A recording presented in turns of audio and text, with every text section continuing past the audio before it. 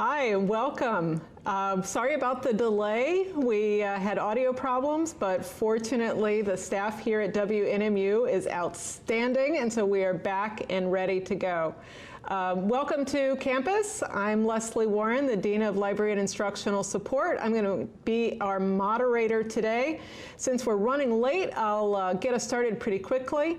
A couple notes as we get started. Our audience today is primarily it's the new faculty, the new adjuncts, and the bulk of our audience is actually new graduate assistants. So welcome to our campus. One of the quick notes that I want to give as we're getting started, you'll notice that I'm actually on campus. I'm in the WNMU studio, and I'm not wearing a mask. I want you to know that I do have my mask here. Masks are required on campus. Masks are required in public buildings because of the Michigan executive order from Governor Whitmer. There is an exception for broadcast where there is appropriate social distancing, and we don't have an audience in the room today. So masks will be required on campus. Masks will be required when you're teaching, most likely, but we have special circumstances here, so that's why they're not on right now. Getting started, also in the studio with me today, I have President Fritz Erickson. Connecting to us through Zoom, we'll have three people. We have Mike Bath, who's our Chief of Police. We have Jessica Cruz, who's our Chief Diversity and Inclusion Officer, and we have Dale Capla, who is our Associate Provost and Dean of the College of Health Sciences and Professional Studies. We're going to start by letting Fritz say a few words to give us a welcome. Then we'll have a few introductory words from each of our presenters on Zoom, and then we'll kick things over to question and answer. I think all of you have gotten a message with a note that you can email your questions to Rachel Anderson. Rachel is sitting off to the side over there. You can't see her, but she and I are in, yep, there we go on the screen. But you can email Rachel. Rachel will make sure I get your questions, and then we'll have a Q&A at the end. But for now, we'll kick things over to Fritz. Very good. First of all, this is an appropriate looking mask, not that. Mine. This, I don't buy that. Mine was designed by an NMU alum. Okay, then it counts. But this is a more... an NMU alum designed this one, and I bought it from her, and so she got paid. If she would put a logo on it, that would be nice. I'll let her know. Just pointing it out. Mine has a northern connection. I knew better. I get it. Yeah, so. Well, by the way, we ordered 20,000 of these. They're nice. So everyone will have an opportunity to have a couple of masks, and my first tip is wash your mask. Good rule. Yeah, Very good rule. I'm not quite as good as that as I should be. So it don't really need to know. Really don't need to know. I can tell you what I had for lunch, but really don't need to know. It really is a delight to welcome you all to Northern and to our wonderful campus and wonderful community. It really is saddening to me that we don't get to see you in person quite yet. It's one of the things I really enjoy is the opportunity to meet our new faculty, graduate students, adjuncts. It's you that really bring life to what it is that we do on this campus. And this is an amazing place, in my opinion, to work, to play, to be engaged. We have faculty from some of the most amazing institutions in the country, some of the most prestigious institutions in the country, but choose to come here. And when you talk to faculty generally, you say, so why are you here? The answer I get is almost always the same. It is, I'm here because I have the opportunity to have a direct personal connection with our students. I get to know them, not just their name, but who they are as people. And that personal engagement is just something, I've been in higher ed my whole life. Grew up as a faculty brat, and I've just never seen anything quite like that. Which is why we get to buy their masks. Which is why you buy their masks. I mean, That's it's an amazing thing. It's an amazing thing to see. But the other thing folks will tell you is they come to Northern because of this amazing lifestyle that we have.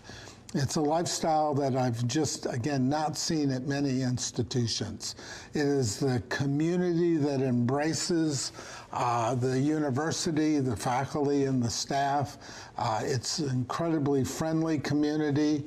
I often tell people new to the community to be careful. You walk downtown, people will stop you. They'll ask you where you're from. They'll want to know about you. Please don't freak out. That's just kind of the culture here is just amazing. And heaven forbid that if you ever get a car stuck in a snowbank, you will have 40 seconds to get your car out before some whole groups of people will stop and push you out and help you and make sure you are in good shape and check your tires, because if you don't have good tires, someone will get after you.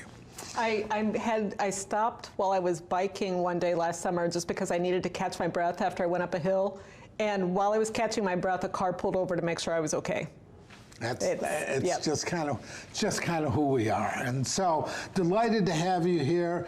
You're starting with us at one of the most bizarre times in the history of our country and certainly the world and certainly on our campus.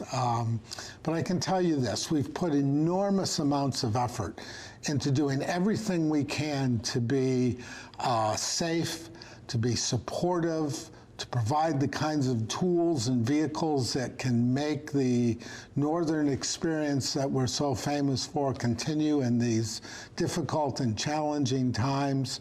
It's going to require great flexibility on all of our part. You know, I haven't quite figured out how I would lecture with one of these things on for a 3-hour night class, but I'll figure it out. I may have to, you know, have a breathing break or something. Maybe there's a way to do that, or maybe we'll go outside more.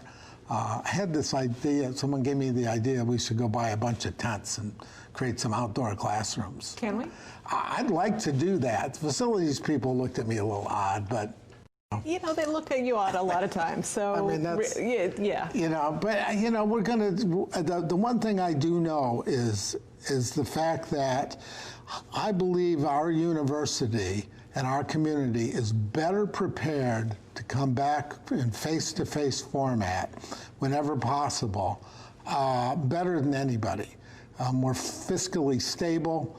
We've worked through some very difficult challenges. We've had groups of people that have put their hearts and souls into making sure that we're doing everything we possibly can. And so I'm very much looking forward. In a couple of weeks, campus will come back to life. It's been kind of dead around here since March. Mm-hmm. So getting folks back here will be truly a wonderful thing. The success we will have will be heavily dependent upon all of us doing our part, wearing our masks, social distancing, washing hands, you know, using gallons and gallons of hand sanitizer. We seem to be all going through. But I really am confident our students are going to do the right thing. And I certainly know all of our new folks are going to join into the common commitment that we have for moving forward. So with that, I look forward to answering any questions that you might have or any comments. And I'll turn it over to a couple of other wonderful folks. Okay, I think we'll turn it over to Dr. Jessica Cruz first. Jessica is our Chief Diversity and Inclusion Officer. She has been active on our campus for several years that she's been here when the position was created. This summer, of course, in the country, equity is a big issue. So Jessica, could you tell us a little bit about what you've been working on these days? Sure. First, thank you, Leslie, for inviting me and for having me join you all. It's always great to see everyone, right? And I know I can't see the audience this time, but it is exciting to welcome new faculty and GAs and everyone to campus. So welcome. And when I started this, I always say in Spanish. So for me, as you mentioned, equity has been at the forefront recently because of everything going on around the nation. And as you mentioned, my title is Chief Diversity and Inclusion Officer. So diversity and inclusion are very much out there as well. I want to take a quick second to explain that piece. And that's diversity is, of course, having people from different backgrounds represented and at the table. Inclusion is about sense of belonging and making sure people can participate fully in like decision-making processes. And then equity is about access and opportunity and eliminating barriers. So I try to incorporate all three in everything that I do. And I think we have that in our, for example, our strategic plan for the university and things of that nature. And the four elements that I'll share very, very quickly that are directly related, I believe, to building an equitable university are one, we're in the process of creating some equity teams. We do have quite a few committees already in place that address different things. One of the ones you'll hear about, of course, is President's Committee on Diversity, President's Committee on Gender and Sexuality, but there are some new ones coming in. One of them is Equity in Athletics. That's going to be a team that's forming, and perhaps an overarching one. But the goals there are to work together to identify any types of gaps that we could strategize around to help address, and to really have a team effort in collaborating on those pieces, so creating action plans around them. So that's one, equity teams. Some are already in existence, as I said, and others will be new. The second one is around professional development and just providing training wherever we need it on campus. I always get requests from, let's say, for housing, training for RAs and things of that nature, perhaps also with faculty, et cetera. So partnering with other entities around campus to provide and expand that. The next one is really refocusing existing initiatives around equity. And so one of the things you'll hear about as the fall semester gets going is our annual conference. It's called United. And that one generally covers topics related to diversity. And I think it's an excellent platform to really dive in deep into some of the things that are happening in the country. And so if we could reframe that to really focus on equity and be able to discuss things like the Black Lives Matter movement, then I think we can really move the needle on that piece and provide a space for people to have those discussions that's, can tie easily to academic and be inclusive of everyone. Another piece there is, for example, the Diversity Common Reader Project, which is led by Dr. Leslie Larkin in the English department. This year, she selected a text that she felt could really tie in very directly to what's happening right now with Black Lives Matter across the country and those conversations. So Ta-Nehisi Coates is a book she selected. You'll hear more about that. And then we'll be bringing in any new initiatives as well. And for me, the last piece I want to share is really about communications and updates. There's a couple different things we're working on. One of them is a website that will be, is currently live. The link to that is nmu.edu/diversity/BLM for Black Lives Matter. And that's because folks have come up to me to just ask about resources. So listings for books and journal articles, podcasts, et cetera, that could help guide discussions if students have questions, for example, that could be included in your curriculum or in your syllabus. And so that'll be available there. You just head down to the resources section of that website, and there's a pretty extensive list there.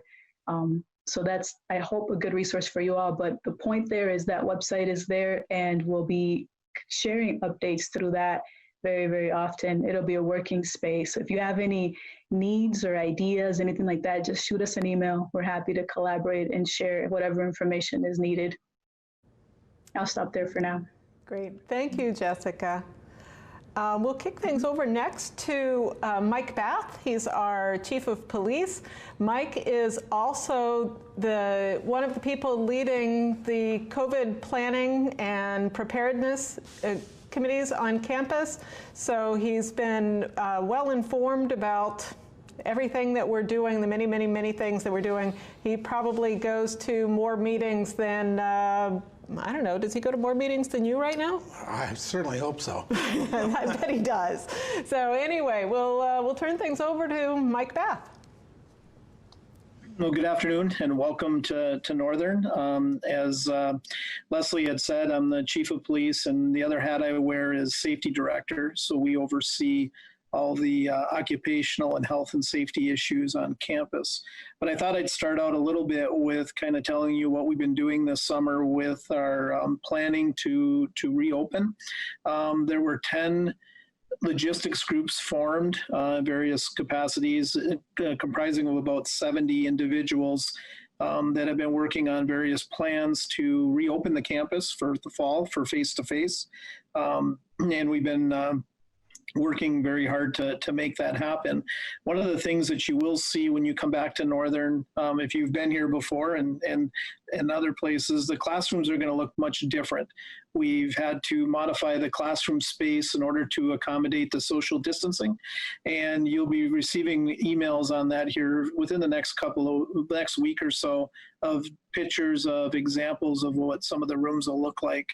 Also working on our PPE, our personal protective equipment plan, and working on the cleaning protocols that are going to be happening around campus to ensure that everyone is as safe as we can possibly make it. One of the things you'll also need to do is complete the return to work attestation. That'll be sent out shortly, so keep watching for your emails on that. And then that will give you once you've completed that, give you access to the buildings through your department heads. They'll need to request it once you've completed that program. The other hat that we wear is our occupational MIOSHA training. You'll be receiving an email just prior to when school starts on the required training that everybody has to take at Northern. And then for those of you that are in certain departments will receive training on specific things, especially those of you in the science departments. There's additional training that you'll need to partake in. And there's a few others, but that'll all be sent to you in an email. And they're online modules, and you'll be able to complete them. And there's a question and answer, and for most of them, some form of quiz at the end in order to ensure completion. And then the last thing I'll talk a little bit about too is parking and keys on campus. If you're going to have a vehicle on campus, you need to apply for a parking permit. And if you haven't already, you will be getting emails on that in the process. And then keys to your offices and classrooms. Work through your departments, putting those requests through, and then they'll be processed. Everyone will be COVID tested prior to the beginning of school, and that's where parking permits, keys, and ID cards and various other items will be distributed. So once you've signed up for that time, you'll be able to get that information or get those things supplied to you. So with that being said, I'll turn it back to Leslie. Thanks, Mike. I will point out to everybody, if you haven't been on campus already and haven't met Mike, I would encourage you to do that. One of the things that I found here on campus is that he is incredibly approachable. He's somebody that we can work with. Certainly in my area, I have a lot of things going on campus, and it's been really easy for me to have a good relationship with the police department and with public safety. Very approachable, very helpful to campus. So I encourage you to get to know Mike, get to know his officers, and work with them, because they are very instrumental to the health and safety of our students and to our employees. So thank you, Mike, for being here. Last but not least, I'll turn things over to Dale Capla. Dale is the Associate Provost and Dean of the College of Health Sciences and Professional Studies. Dale is here today in part on behalf of the Provost, who wasn't able to join us. And Dale can also talk a little bit about some of the academic planning that we have, as well as the support that Academic Affairs provides to our instructors. Well, thank you, Leslie, and welcome everyone. And the provost does send her welcomes to everyone, and she wanted me to let you know thanks for choosing Northern. One of the things you'll find here, and I'll echo what President Erickson had said, is we have a really, really good community, and we have really, really good support. People have been working around the clock, literally, to open in the fall and open safely. So rest assured, there are folks that are behind the scenes working diligently. A little bit about what I do and what our office does. We're all things academic, and primarily my role as Associate Provost is an academic human resource function. I work very closely with our academic human resource specialist, Debbie Violetta. We do faculty contracts, their employment contracts. We just finished negotiating a labor agreement with the AAUP, which is the largest faculty union on campus. We also have another union on campus, and that's the NMUFA. And we work closely with them. We have a very good relationship with them. And one of the things I wanted to tell you here this afternoon is if you ever have a question about anything academic, anything about your contract, anything about your employment agreement, certainly work through your department head, work through your dean. But if you have any extra questions or additional questions, or you're just curious about something, do not hesitate to give me a call. We have an open door policy. We have an open email policy. We have an open phone policy. Please call us. Please let us know if you have a question. You know, we really don't want you to be out there, you know, wondering what it is you need to do in a certain situation. So I've been in my job about 7 or 8 years here up in the academic affairs. And the provost has been just a little bit less than that.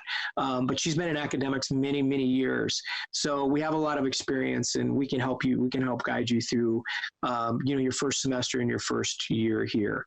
You'll find that all the department heads and all the deans are very approachable as well.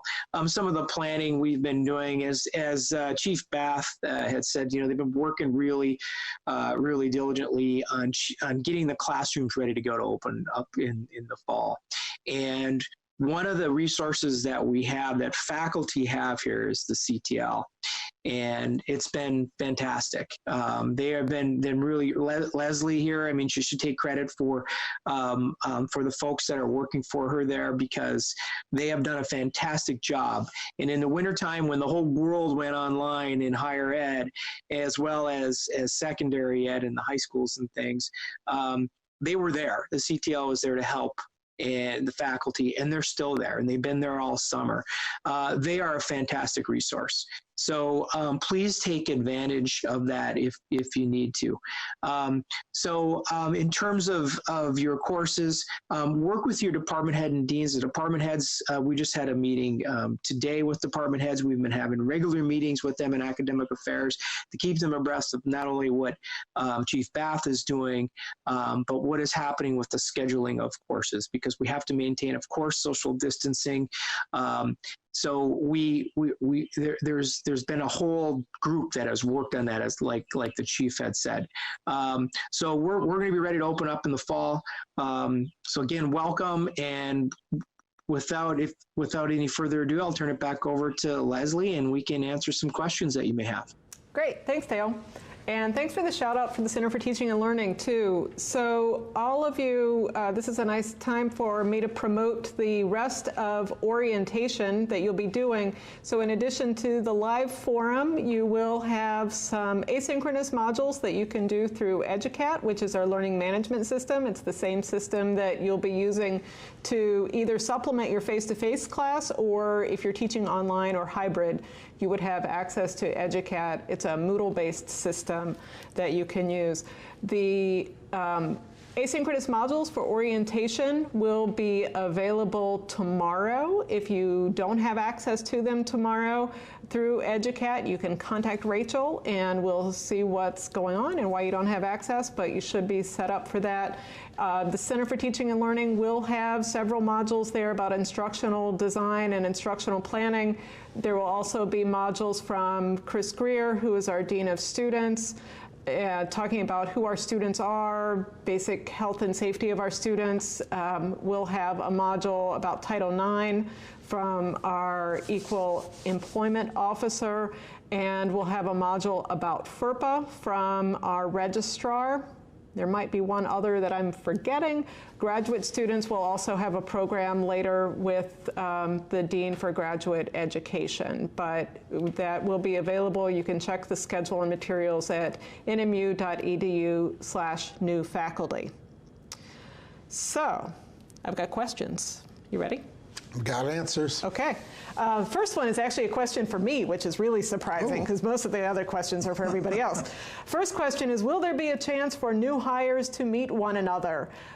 We are actually working on that. We talked about it yesterday. We're trying to find the right outdoor venue so that we can be as comfortable as possible and be outdoors, preferably. We've got a short window in Marquette when we can actually do that. So we are working on something so the new hires can meet one another face to face. Second question seems more like a Mike Bath question. Okay. Second question, what is NMU doing to ensure that social distancing is maintained in the hallways between classes? Those are the times we see the most bodily congestion on campus. And I know Mike has been working on this and has been working on social distancing. So Mike, what can you tell us about social distancing in hallways? That's a great question, and we've been working very hard to ensure social distancing within the classrooms and what we can do in the hallways. And some of the pinch points that we've identified on campus, for those of you that are familiar with campus, if you think of the first floor at Jamrich Hall around Starbucks, is quite a congregation area. So we're working on signage and for Starbucks, places to stand like you would see in the gas stations and grocery stores. And we're going to rely also on the students and faculty and staff to help each other out and remind them that, we're in this together. And if we want to stay on campus and continue to function, that we're going to have to follow good social distancing and wear our masks, because it's not going to take much if we're not doing that to go down a path that we hope we don't have to go down. So it's going to be a group effort. We're all going to be part of it. There's going to be a big educational campaign in asking for everyone's help. And I think Dr. Erickson, you might have some more to add to this, because I know we've had a lot of meetings about this, and this is a concern, not only on campus, but off campus, trying to keep the social distancing so we can keep our numbers down. Yeah, thanks, Mike. It really is important that we do this all together, that we find the mechanism. So, for example, when we get in halls, there'll be direction and wayfinding on floors and on walls and so forth. Big part of it is, walk to the right. Keep a distance when you're passing folks. Respect people's 6-foot space. I think we do those kinds of things, and the less lingering that there is, the better. Get to where you need to go. Which is tough to do up here, because you do see people it's a small community and you want to stop and chat. Well, we've built a whole campus around connecting with one another. Mm-hmm. And so this will be a shift for us. We'll have to continue to find ways to do it. But social distancing doesn't mean social isolation. There are ways to stay engaged, to do things. You can do things 6-8 feet apart. We're going to put on a number of different kinds of events for our community. I've come to learn this summer that we have the only drive-in movie theater license in the entire Upper Peninsula. Northern does? Yes. I had no idea. And nor did I. And so Bill Dignight out of theater is taking it upon himself to sponsor, and we're going to put on a whole bunch of drive-in movies, which will include outdoor sitting and some really cool things out by the dome. I mean, it's those kinds of creative thinkings that we'll do. And so a lot's gone in with scheduling. But again, I think it's just a lot of common sense is going to go an awful long way with this. Very good. So we've got a question that seems a little bit like a Dale question. Tell you what, I'll use Dale as a backup. I think I've got this one before I kick it over to Dale. If we want to host a class outside for a day, what is the process for that? Can we just decide to do it, or do we need to clear it with the department head first? And I'm going to have Dale as my backup here just in case. But the answer is that whenever you change your class location, whether it's outside or somewhere else, or whether you've got to cancel your class today, you should always work through your department head. We need to know where your classes are. This year in particular, because of contact tracing, it's going to be particularly important to know who your students are and where they're sitting and who they're next to. So there may be a couple extra overlays with that, but whenever you move your class, check with your department head first. Make sure your department knows where your class is meeting. Dale or Mike, would you like to add anything to that? No, that was a great answer, Leslie. You're exactly right. Please let your department head know. And we're not saying that you can't do that. And department heads in most situations are going to be very receptive to that. We just need to know where the class is at, and especially now, like you had mentioned. Mike, you got anything to add on that? Yeah, I do. And Leslie had mentioned about the contact tracing. So for those of you that teach lab classes, most of our lab classes, we ended up cutting in half. So you're going to have to come up with a modified approach to that.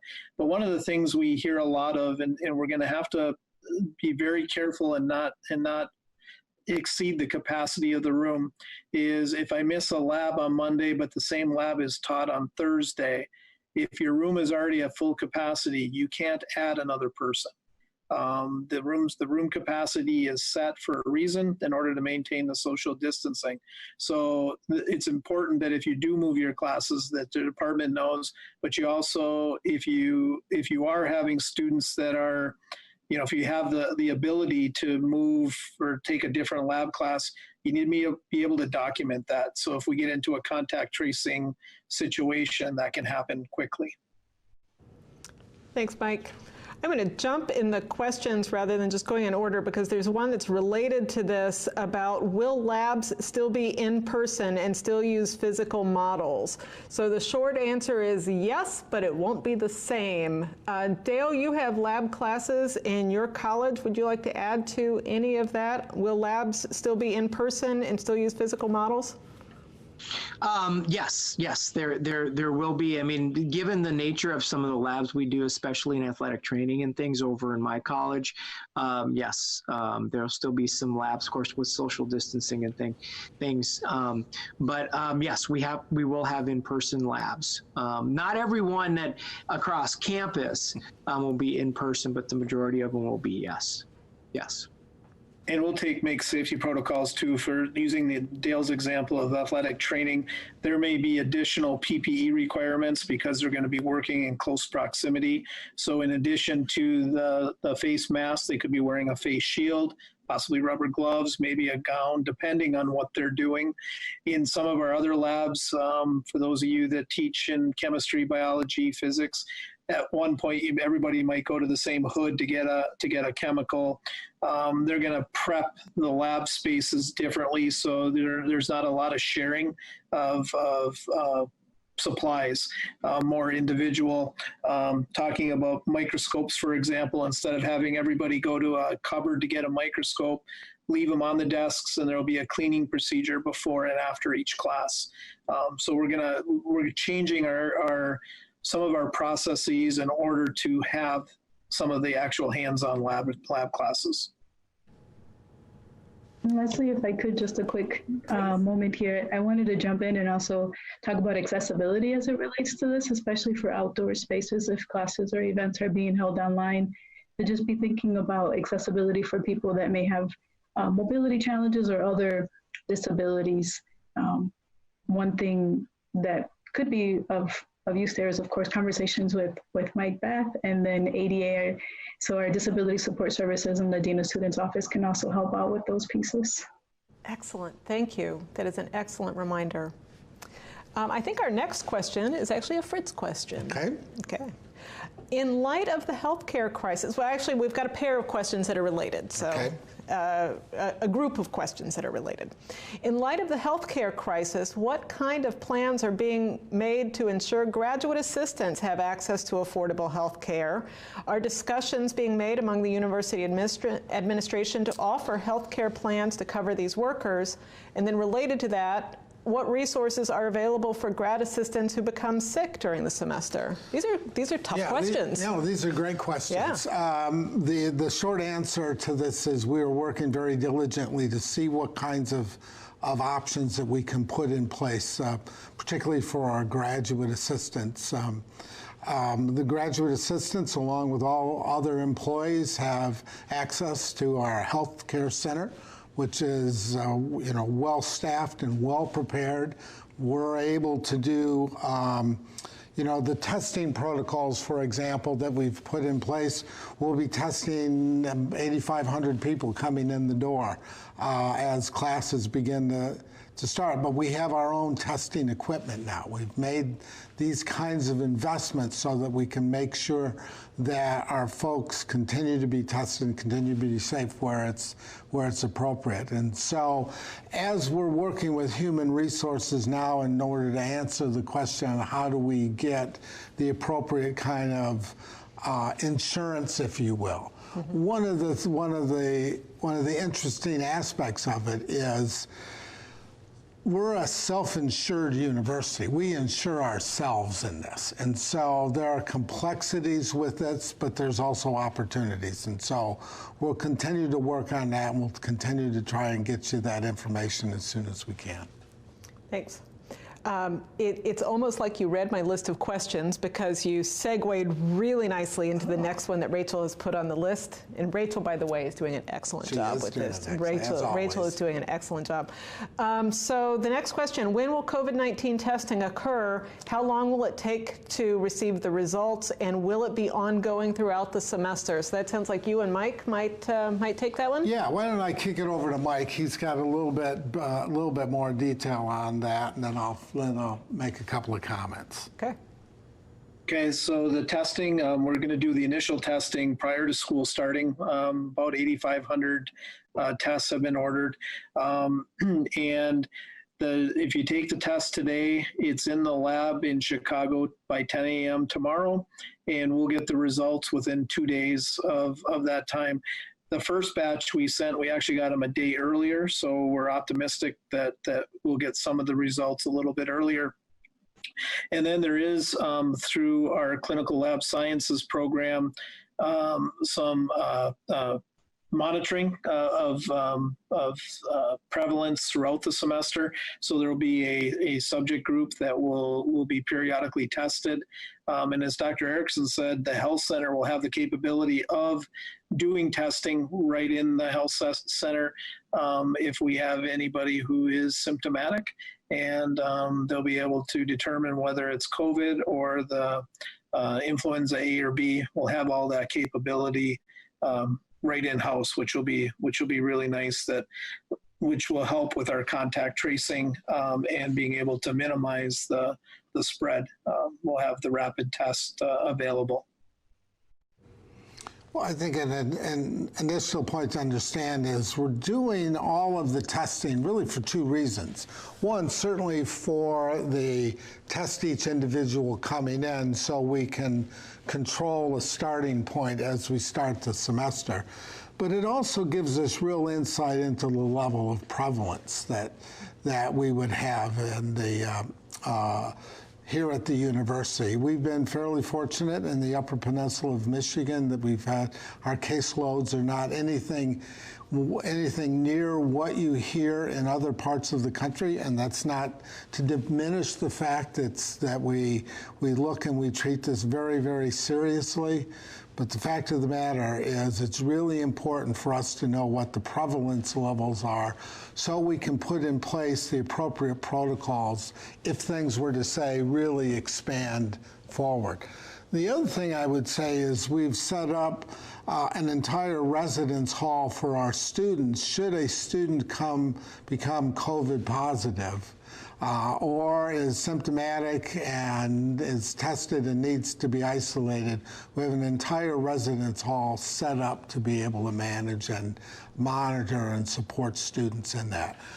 Our goal is to have our students come to us and stay with us, and I'll be telling them a lot. The idea is it's safer for them and it's safer for everybody if our students come and stay. And so it's the reason why we're starting a week early and being able to complete the semester by Thanksgiving, so students don't go home for Thanksgiving and then come back, increasing the possibility of exposure. You know, it's really like you're peeking over the shoulder at the list of questions, because you're doing a very good job of just segueing to the next one, because it's on the thing. Is it yeah, No. yeah. You're just right there. You've probably got all the people watching at home are people you've paid and you've had them send these questions in. I am not above that. I kind of guessed. Anyway, as long as you're answering questions about quarantining. Mm-hmm. So we have several questions about that. This one may actually be more of a Dale question about graduate assistants. Graduate assistants are, of course, paid typically through a stipend. The question, though, is if a graduate assistant tests positive for COVID-19 after classes start and is required to quarantine for 2 to 3 weeks, is their sick leave paid and covered? Dale, do you want to talk a little bit about what graduate assistant situations would be if they need to quarantine? Sure. I mean, obviously, it would depend on the amount of time they would need to quarantine, but I do not see us. They answer the question directly. They do not have sick time. However, I do not see a situation, where if they have to be quarantined for a certain period of time, that we would do anything to their contract. I mean, their contract is a contract with the university, and they have the tuition reimbursement or tuition waiver as well. So I don't see a situation where it's like that. We'll have somebody come in and teach the class for them, and it may be another graduate student, or it may be another faculty member, and that person will get paid on a prorated basis. But given that situation, we're going to handle it case by case. But I just don't see a situation. We'd still keep them on as a graduate student. Yeah, Dale, if I can add something to that. One thing to keep in mind too, just because you test positive and are either in quarantine or isolation, doesn't mean you can't function. For many people, the symptoms are very minor, and you may be able to teach your class online for those couple of 3 weeks. Some of our classes will lend itself for that. We get the same question from students that because due to contact tracing, they could end up being quarantined. Well, they can still take classes. They just got to do it from wherever they're quarantining from.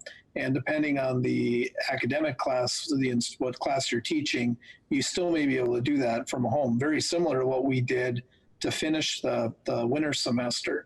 So one of the things to keep in mind is that as you're building your classes, think about an online version or online capabilities, because you could end up going that route because you're either under quarantine or isolation, or if we have to do something with classes, they can still happen provided you're not too sick to do it. So it's really important in all of this that if any of us are feeling ill, that we not come to work. And we will make sure that we take care of folks. I don't want people to say, oh, I need to go in and teach because I need to get paid and I need to, keep my stipend going and so forth. We'll work all of that out. It's far more important. If you're not feeling well, stay away. And that couldn't be more important at any other time. And faculty, quite frankly, are notorious for always coming in and coming to work. And so it's going to be actually one of the challenges we have, getting people to change that mindset that, I'm just not feeling well. And just stay home. And if you can teach via Zoom during that period of time. It's all part of our collective commitment to being flexible and supportive of one another. And I think, again, as long as we do that, we'll continue to be in good shape. That's a particular challenge up here in the Upper Peninsula, where there is the get it done SISU work ethic. And that's a discussion I have to have with my staff every year at cold and flu season. Absolutely. Is I know you're dedicated to coming in, but I would rather tell President Erickson that we're opening the library an hour late than for you to come in when you're sick. So, but that is a big cultural change for us to take care of yourself and take care of the community while you do it. It is. And that same goes for your students that are taking classes. If you have really strict attendance policies, you know, I think out of the academic logistics group, there's going to be some recommendations, and Dale, correct me if I'm wrong, but, you know, you'll have students that'll come just completely shouldn't be there because of their illness, but they're there because they're afraid it could affect their grade. We're in a little bit different time where we're going to have individuals that are going to get sick, and in talking to healthcare providers, the flu season will be starting up here, you know, about the same time we're into the middle of the semester. So you're going to have the flu season on top of possible COVID too. So we're going to have to watch that very closely. But, you know, to everyone's point here is, you know, if you're not feeling well, don't come onto campus, please. So one of the questions that's related to that is regarding tracking and tracing. And what sort of notifications will there be? Will an instructor be notified if somebody in their class tests positive? Will there be ways that students are notified, and when will people be required to quarantine because there was a student in their class, for example, who tested positive? So I can take the first stab at that. So part of that is we're still working through some of the details, because you still have HIPAA and some of those rules that you have to follow. The contact tracing is done by law through the county health department, which we're working very closely with, and we're helping to augment that. So that's part of the importance of the attendance and assigned seating, so that we know who is sitting next to each other. Just because somebody tests positive in a class doesn't mean the whole class will be quarantined. It has to do with proximity and longevity to the exposure. And then we'll be working through that. We will have a process in place for reporting, so it triggers a couple of things to happen. One is cleaning. We'll come in and disinfect an area if we know someone has tested positive, and that includes labs and classrooms and office space and in the residence halls, you know, if we have one in there. And then work real closely with the health department to give them the information so they can do the contact tracing, and work through them to figure out how far out we have to go in notifications. So I do want to pause here for a second. We're approaching 4 o'clock. I know we got a late start. The studio is available if we're available to continue. Are you able to stay a little longer? I'm great to continue. Oh, the rest, Mike, Dale, Jessica, are you able to stay a little longer, or do you have other things going on? We're good. Okay. All right, because we've got plenty of questions, so we'll just keep chugging along for a little bit. Here's one that actually, it's a really interesting question that I have not yet heard on campus, so we'll see if there's an answer for this one yet. Can I initially get tested off campus downstate and then show results? Because of summer employment, I will not be able to make it to campus earlier. It's an interesting question. It's a great question. It is a great question. I don't have the answer to that question. Mike, do you? Yeah, well, I don't have the answer. We actually talked through that because we have a couple of, with the semester starting a week early, we have a number of students that are going to miss the first week due to jobs and other commitments. So we're working on a plan to get them tested. I would suspect it will happen at the health center. And then the question is going to be, do we allow them to come to class prior to the results coming back? And the logistics group is working through that right now. So more information to come. Yep, very good question. Here's a big question, and I think it's been alluded to a little bit in some of our other comments and discussion that we've had already, but this is a very big question. Under what circumstances would we move fully online again? I get asked that question a lot. It's a big question. And the answer is, I don't know. I mean, we'll just have to wait and see. There are too many possibilities. Well, if the governor says we shut down, we shut down. That one's the easy one. That's the easy one. If the governor says time to shut down, then shut down we will. Right. Short of that, the real answer is my favorite administrative answer, it depends. So for example, we could set a threshold, say 50. If we had 50 cases, that would be the trigger.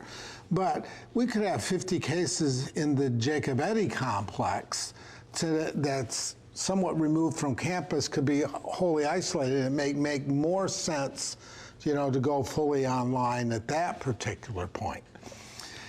If we do make the decision to go fully online or fully remote, my hope will be to continue to have students stay and live here. Again, as I said before, a lot of evidence that if those students then disperse and go back, to their homes, downstate and other states across the UP, that could enhance spread. So the idea is to keep folks here. A lot of people don't know this, but in March when we went fully online, we didn't close. We didn't close the dorms. We had more students living in the dorms at Northern than we believe any other university in the state. And that's because I got a lot of calls from parents that said, we think it's safer for our sons and daughters to be in Marquette and to be with you than to come down and potentially expose grandparents and parents and community members and so forth. And so we'll make that decision when and if we need to make that decision. And then, of course, the governor could do subtle things short of a full stay-home order. There are things like the indoor size limit, sure. Indoor group size, so all of that's playing into it, too. I think there are a whole series of those kinds of things that could play out. The one thing we do know is that we're Region 8, the UP, and given the prevalence in the UP to date, the governor has provided additional opportunities for us than other institutions or other communities downstate. So we're at a stage 4. I won't go through all the different things that means. So we're, in other words, more open in the UP because of our population and because of how we've been operating. And because the Upper Peninsula is Region 8, it also gives us a little more flexibility as staff to have a sense of moving around within the UP means that we're staying within our region. Yes. And we can have a little more comfort yes. with the fact that it's a 6-hour across drive. Well, and the kinds of activities that our faculty, staff, and students do, camping and biking and a lot of wonderful outdoor activities that are not only allowed, they're kind of encouraged. These are the kinds of good, healthy activities that people, may very well want to consider. Being outside in the UP, particularly in the summer and fall, is great. Although and in the winter. The best time, sorry to put in a plug, I was at the ski hill yesterday. Kind of getting set up for this next year. The best time of year, of course, is February, when we're really into the height of ski season. And downhill. Yes, the other kind, I like gravity. Yeah, tell that to Sten. Yes, yeah. I've told it to him. If anybody wants to learn to ski that hasn't skied before, come see me. I'll teach you to ski. We'll have a good time. And there's probably still online the video of you skiing when you were supposed to. Yeah, we don't point that out very often. No, oh. We try and limit that. Oh. Okay, never mind. Don't look for the video. Another question about social distancing. I will be teaching a senior exercise class. When will I learn the specifics about distancing? Additionally, as a new teacher with assignments just getting sorted, how will I find out how many students I will have and how my specific courses will be organized in terms of distancing measures? That is a hot contemporary topic right now. So Mike and Dale, what can you tell us about classes and social distancing and assignments and rooms and such? So they're just finishing up the room assignments now. and the deans are being provided with all the capacities for each of the rooms. That'll get pushed out to the faculty, and then we're moving. We're for those rooms that we need to modify. We're hoping to finish that up early next week, and to begin with, pictures will be provided so you can see kind of what the room layouts are going to be. But I'm working with all the department heads and deans to assess every teaching space on campus, and once we get them in place, that'll be shared with everyone. It's almost finalized now. We've had a few situations where we've gone in to physically change the room around, and due to a pillar being somewhere or cabinets that can't be moved, we've had to modify it a little bit. But I think that was shared with the deans either yesterday or today, and it'll get pushed out probably early next week. All right. Now, let's see, part of this too was a question about how will I find out how many students I will have. You can actually check that online already, I think. You can see when you go into the course listing what courses are available right now. You can see how many students are enrolled already. If you're not able to find it, check with your department head or your department secretary. They'd be able to help with that.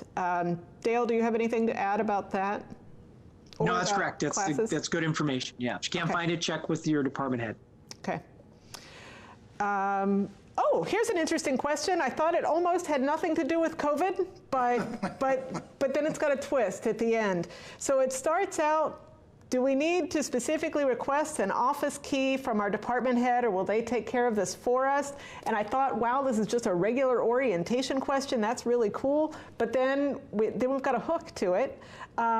Will we need to wait to receive the results of our COVID test before we get our keys? So between keys, which is a public safety police department thing, and the testing, this is all Mike Bath. Mike, what can you tell us about keys and COVID tests? So the first part of the question is work with your departments on getting the keys. Typically, the department secretary is doing the key requests on your behalf. And then once the keys have been cut, you'll receive an email when they're done and ready for pickup. And they can be picked up here at the police department. You'll also need to do the same thing with your ID card. However, right now, because the university buildings are closed, the ID card, there's a new process for that. And if you go to the Wildcat Express website, they'll talk you through it. It will talk you through how to request that. And then the card access gets requested by the department as well. And then the department head will sign off on it. We'll get it in our database. And like I said, you'll get a email when that's ready to be picked up. No, you don't have to wait until you get a clean COVID test. We understand that when the buildings open up, the faculty and staff are going to need to get into their spaces, which the buildings will start opening up to the public in a phased-in approach August 3rd. Not everyone will return to campus at the beginning, all at one time. It'll be a phased-in, work through your department head and deans for that. And you'll have to complete that return to work attestation that I mentioned. And I verify through the key request system. We don't activate any cards for exterior access until there's proof of completion of that document. So there's a couple of steps in there that's new that you wouldn't have had to do if we weren't in the COVID situation. Thank you. So you actually answered one of the other questions, which was, do we know when the offices on campus, like the registrar, will be open again? So their offices will physically be open. We'll start to do those, as Mike said, August 3rd. I will say that almost every office on campus right now is actually open and functioning just virtually. So certainly the registrar is quite busy right now. Leslie, they're all open right now virtually. So if you call, there will be somebody answering the other end of that thing, other end of the call. But the building itself in Hedgecock, where those offices are, will not be opening until August 3rd. Thank you. It's another they have good questions. Wonderful. They really do. Questions. So are we pushing as much as possible for a paperless teaching structure to reduce contact between students and teachers? So I'll take a start at that one and say that Educat, which I mentioned, our learning management system, allows you to do a lot of paperless activity. And we have Respondus Monitor, which is a cheating deterrent software that can work with Educat to help students, and we help you monitor students taking tests remotely. We also have Respondus Lockdown Browser so that you can offer tests in class through the student's laptop and have the laptop locked down so they're not browsing online while they're taking your test. That all works through Educat, which reminds me that if you don't already know, we are a laptop campus. All of our full-time students are issued a laptop as part of their tuition and fees. Part-time students are able to opt into that system, but every one of your students can be expected to have a laptop in class, which really helps us with this paperless system and helps you communicate with them. So if you haven't already done so, I encourage you to check out nmu.edu/CTL, which is Center for Teaching and Learning page. They'll have information for you about teaching online or using Educat as a supplement for teaching face-to-face. They'll also have a schedule for workshops that are coming up. We have a couple scheduled workshops right now for Respondus Monitor for monitoring of tests that are taken online, and we have some workshops coming up for Zoom, which is the software that you would use for teleconferencing with students or working synchronously with students or colleagues. Many of our meetings will be held through Zoom this year rather than face-to-face. Would you like to add anything else about paperless No, I don't know the numbers, but anecdotally, the vast majority of faculty that I know do everything paperless. It's just so much easier to have papers submitted electronically, grade them, return them, and so forth. And given the fact that we've made the commitment to every student to be able to have a laptop, every full-time student to have a laptop, all, of course, the faculty and teaching assistants, everybody has the technology. Plus, we have the infrastructure to be able to do everything wirelessly across much of the Upper Peninsula. It's one of the truly amazing systems anywhere in the country. We decided we didn't like what was going on with rural broadband, so we decided to solve it for the UP and have done an amazing job for the residents of our communities. We've got a couple other questions here. Let's see, some of them I think will be easier to answer. Mike, I know this is one that you've been working with. Will labs still take field trips? And how will that work with transportation? The biology department in particular has had a lot of conversations with you about the vans and field work that they do. So the answer to the field trips is yes, they'll still continue to do some of those. I know they've been modifying some of the locations to help minimize some of the travel. We're working on the travel plan right now.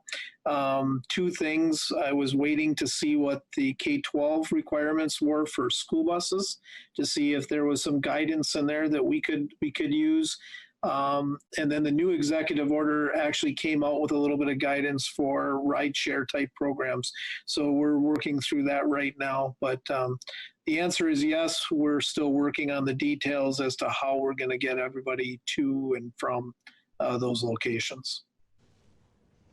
And that's actually a particularly big issue up here. Certainly our fish and wildlife program, our outdoor rec programs, these are very big and very active programs. So I know there is a lot of conversation to make sure that those experiences can still happen. Did you want to add anything else to that one? No, I think we're working very hard to make sure that we continue with those kinds of experiences. It's such a distinguishing factor about the university, and I think there's a collective commitment to finding ways to be able to continue to do that.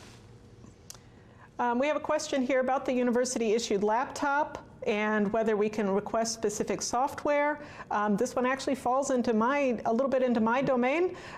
University issued laptops, you'll get those when you do your COVID testing. There will be a process where you kind of click through several of the steps and pick up. So the COVID testing has been working very closely with our technology support services and IT to issue the laptops.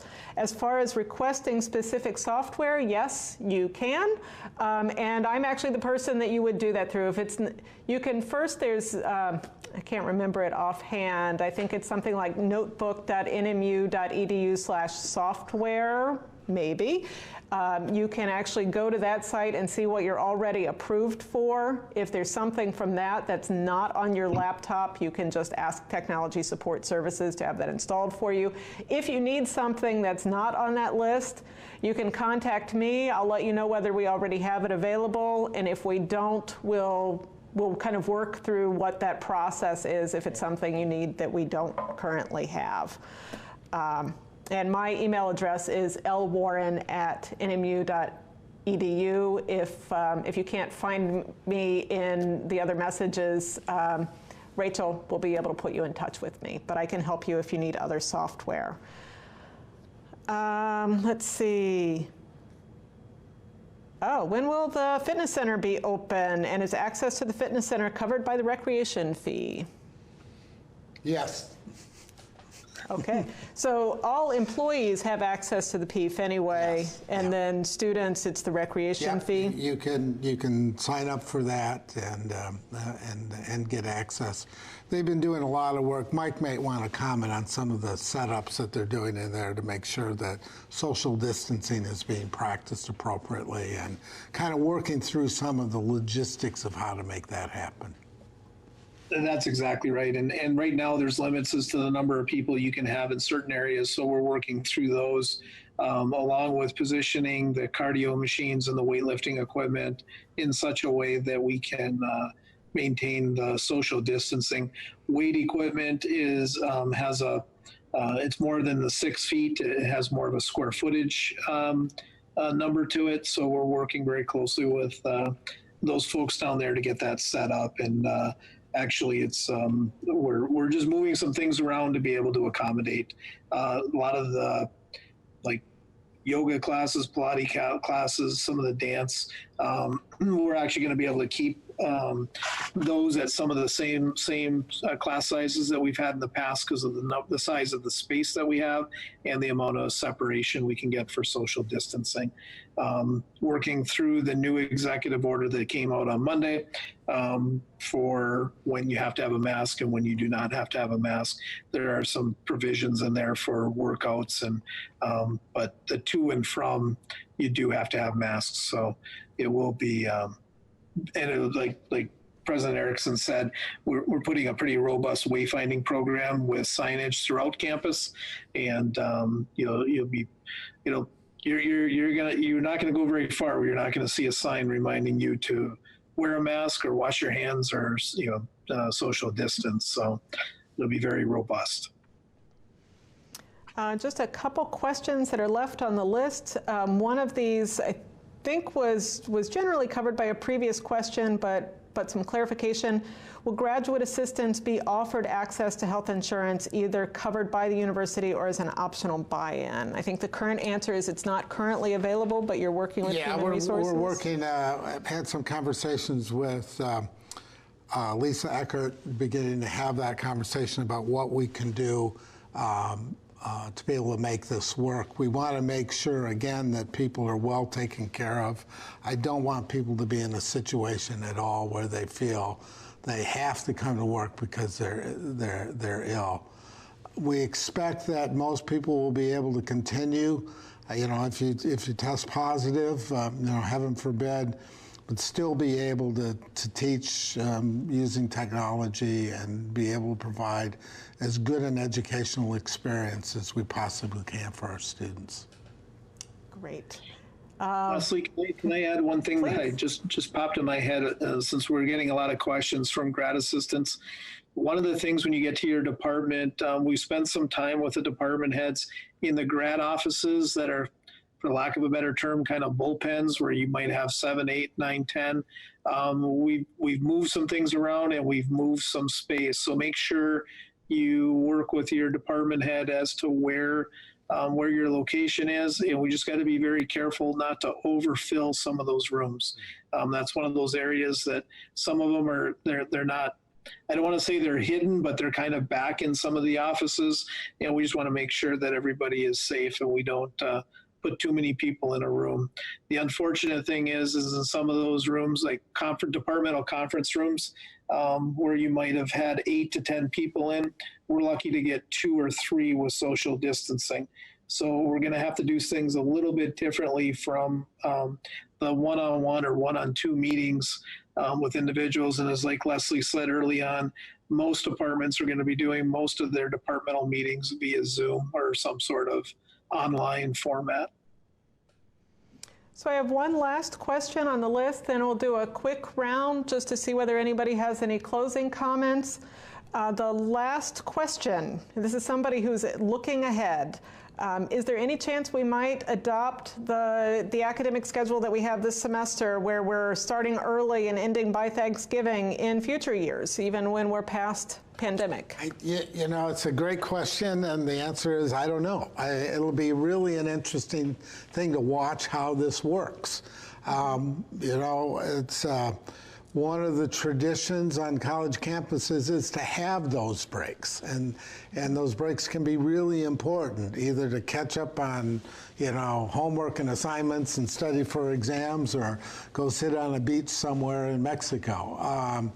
So I think it's too early to tell, but we'll know a whole lot more at the end of the semester on how well this worked. Yes, we will. All right, so we'll leave it to you to have the final comments. I'll check with our Zoom people first. We'll go in the same order where we did introductions. So Jessica, is there anything you would like to add? Just again, the reminder, if anyone has any questions about how to make the classroom syllabus, et cetera, more inclusive, I always get that question. Feel free to reach out to us and we'll post resources on our website. Thank you. Chief Bath, anything else to add? Yeah, the only thing I would do is there's going to be a lot of information coming out in the next couple of weeks leading up to the beginning of the semester.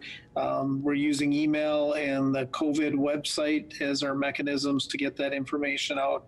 Please read through it, make sure that you understand it, and if you have any questions, at the end of every one of them, there's an email address as to where to send the questions. It's gonna, you know, some of this stuff is gonna come fast and furious here at the end, and so we can get opened up. So make sure you pay attention to those emails. And I know you're getting inundated with emails. I mean, we all are, but when it comes out of the president's office and/or academic affairs, because I know some of the communications are going to start coming out of there also, make sure you pay attention to that. And welcome. And some of the people who are on the meeting right now, the ones who are new full-time faculty, many of them, their NMU email address just got activated within the last couple days. So they're going to start to see quite the chain from those. I would encourage you, before this program started this afternoon, there were still 4 of the full-time people who hadn't yet activated their NMU email. If you are on the call right now, as soon as we're done, go activate your email, because you do want to get those messages. And Dale, would you like to add any closing words? Just real briefly, thank you for the opportunity to speak with you this afternoon. And again, I want to just reiterate, welcome, thanks for choosing Northern. And if you have any questions at all going forward at any time during your time here, don't hesitate to ask us up in Academic Affairs. So thanks again, and have a great semester. Thank you, Dale.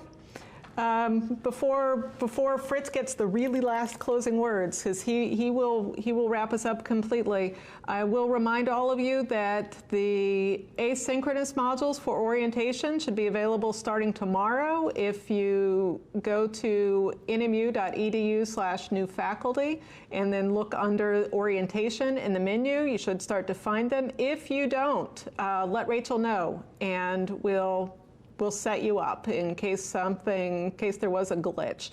I also want to make sure that I thank all of our presenters. I want to thank WNMU, who has been wonderful to work with, and also our audiovisual people who have just done an outstanding job this year as they have watched Zoom explode on campus and have helped us through that.